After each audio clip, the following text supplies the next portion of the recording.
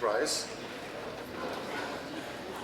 I will do it the other way around than Peter Fischli. Of course, I'm an interesting artist and architect. Of course, Cedric Price is a very important, extraordinary architect, but I want to talk about Lucius Pokot, who is a person I'm very interested in, and I also worked on some publications on his work, and I think I was invited to say something about Lucius Pokot, who is in the exhibition here. I'm victim to a kind of misunderstanding because I thought it's an interview marathon. So I was hoping for interesting questions to answer, and I had the idea that just thinking about Lucius Pokot would help me to get through this quarter of an hour I'm supposed to speak. I realized in the last 10 minutes that it's a little bit different, so I tried to prepare some questions for myself to stick in the format of a kind of an interview. They will be worse than those that Hans-Ulrich Obrist would have been asked, but anyhow I try. So the first question to myself would be, how did it happen that you became interested in the work or the theory of Lucius Pokot? And I would answer that I cannot really remember. I never met Lucius Pokot. When I was studying architecture in the 90s in Berlin, I became interested in the issue of participatory planning, planning with the users in architecture. And I met a person who became my professor there, Alfred Huth from Austria, who was a pioneer in participatory housing projects in Austria. And he, in a way, opened his archives or resources to me and to my colleague students, because at that time participatory planning was not an issue at all. It was even a little bit something someone would be ashamed of in the architectural context. So we looked at these books and references and his projects, and I found a book that was called Bauen ein Prozess by an architect, famous architect, Walter Förderer, together with a person called Lucius Pokot. It's a very exciting text describing in detail how planning should be performed, what kind of problems, issues are in that process. And there was even this kind of thesis that, for example, decisions in a design planning process should not be taken if not necessary. They should be delayed, which I found quite weird because I had the feeling that doing architecture, studying it, is about making decisions very fast, very correct, very clever, in very complex situations. And so I tried to read over several years more of his texts and did a kind of a research of what was existing. And then I met a friend, Martin Schmitz, who studied at Lucius Pokot in Kassel, and he introduced me to more of his texts, and then we, in 2000 something, we did the first publication in German about his texts on design and planning, and 2 years ago we translated his texts into English. So the next question would be maybe that I could explain who Lucius Pokot was. Probably not everybody here knows who Lucius Pokot was. And I would answer by reading the short biography in the catalog. So Lucius Pokot, born in 1925, and he died in 2003, was a Swiss political economist, sociologist, art historian, and planning theorist. Interestingly, he also studied medicine and is well known as the founding father of strollology, his science of the walk. I mean, it's interesting to add that he was not educated in urban planning, in architecture, in design, but in a way his kind of theoretical work started when he was teaching at the Hochschule für Gestaltung in Ulm, where he had a short time teaching position. And I think this was a very important moment for him to get into the discourse of design, of planning, and especially the thinking of Horst Rittel very much informed his thinking and his perspective on planning and design. And on the other hand, an important point for him was that he was in Basel, he was realizing that the the idea of building a motorway through the historical center of Basel, they realized that the social space of a city is something that should be explored and is also a politically contested space. And so he was early engaged in fighting against this planning concepts and thinking about alternative ways of how planning could happen. One of his first texts that he published about architecture and planning was in the 50s in the context of the International Bauausstellung on the Interbau in Berlin, Hansaviertel, and this text was already about how urban planning could become a more democratic process and not a process run by politicians, experts, and architects, which are experts in this field. So that's his biography.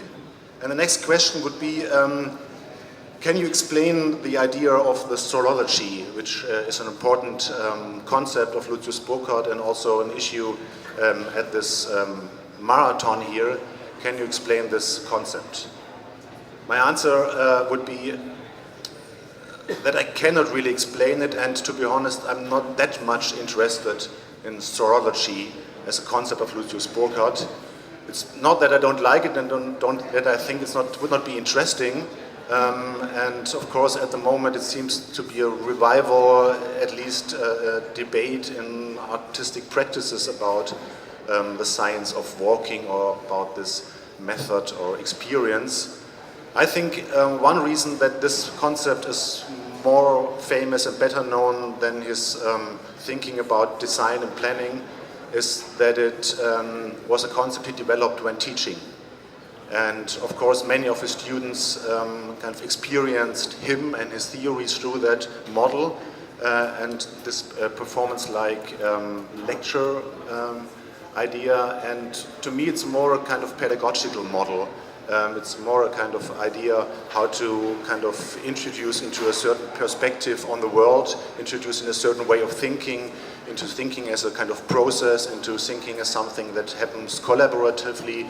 And so it's very interesting to me, but I have to confess, as an architect, designer, I'm more interested and more excited about his more design methodological concepts. Okay, the next question would be a hint to this very beautiful small booklet, where in one of the interviews with the architects Herzog and Demeron, who studied for a certain time with Salutis Pokot, they mention in this interview, in relation to Aldo Rossi, who was teaching there later at the ETH Zurich, that Salutis Pokot took a non-architectural position. And the question to me is, what do you think about that statement? And I would answer that I think this statement is not very productive. And I would like to talk about his planning, design, theories, thinking in trying to describe it the other way around. Describe Salutis Pokot as a very explicit architectural or design or planning position and not as non-architectural. Of course, it's true that Salutis was not focusing on bringing together material into a kind of build construction, or he was also not kind of focusing on practical problems of how to construct an object, a place. But what he was introducing in the design context as a teacher, but also as a writer and also as a kind of person politically active, was the idea that, this seems very familiar to us now, that the man-made environment is on the one hand a constructed environment by experts, by people thinking about how this should be. And on the other hand, it's a lived environment. It's a space where people spend their time every day, where people make experiences, where people also have interests in that are not experts, that are laymen, that are users, that are victims of that space. And he introduced the sphere of the political, the politics. It's not only the kind of daily party politics, it's also the idea how a society is constructing itself, how it's, what kind of aims or common ideas it shares. And this idea of the political is kind of in between this idea of the man-made environment and the inhabitants or the daily life of a perceived space. And I think this conception of design, of the urban and of architecture is a very fundamental conception, and it is also, of course, what architecture and design is about, to find a way or to develop a process where we can bring into relation the everyday and a concept of how this everyday or how a kind of urban situation should be transformed. And in this kind of very broad sphere, he in details discussed the problem of planning. The problem of planning is a kind of a double problem. The first problem is the problem itself, because planning in general is problem-oriented. It sticks to a kind of a problem that has to be solved. The problem is that it's raining outside and I need a roof. That's a very simple problem. There are more complex problems that elderly people need a place to live when they don't earn money or don't have a husband or are not able to clean the very big house they cleaned their life before. And then there is a solution, how he called it, that is called a home for elderly people.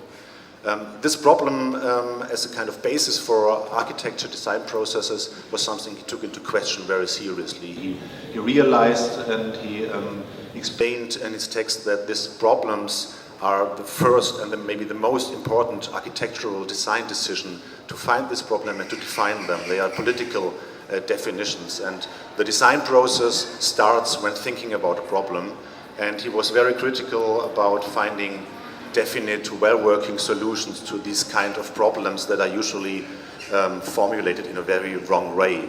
For example, the question of building a home for elderly people is an answer that is only possible in the field of architecture. If you would ask these questions in a different field, we could argue that maybe the family planning should be changed, that people do not have to move out when they are elderly, or in terms of social services, it's more about bringing people into homes to help elderly people. So where a problem is posed, how it is defined, how it is structured politically, but also from the experts involved in defining a problem, this is the most important question in terms of dealing with design, architecture and planning. And he was focusing onto that and extending the design process in the field of the problem definition. And the other important point in this kind of problem solution circuit is the idea of a solution. So how can we come to a solution, and what does it mean to take decisions from an ill-defined problem to a probably wrong solution? His kind of short-term statement was that a solution usually produces problems, and it could be even more serious problems like the one that existed before when a solution was asked for. And what he suggests in several texts, going into detail in different directions, is to think about design as an open process. An open process in terms of not defining a precisely starting point, for example, after a problem is defined, and not ending at a certain moment where a plan is drawn or a building is implemented and then there's a photo for a magazine or an inauguration party. He extends this process in the definition of the problem and the setting up of the infrastructure, and also in the way how a space is used, an object is used. This is part of the design process. This is one central thing he discusses in his design text. And the other important point is an idea of an open design process. And open means just not leaving this design process in the circles and institutions that planners, politicians and other kind of experts that are now maybe at the moment not more in the field of economic actors like investors or companies who are defining design and planning processes, but to open this process up to the people who use objects, who live in buildings, who use cities and infrastructure. And I think this is, no, it won't take 5 minutes. This is for me a very crucial point, and something that he brought into debate, that design is in the end about thinking a process and thinking this process collaboratively. And I think this is a very architectural position and something that is in the last years taken up from several architects and designers and will be also a future issue. And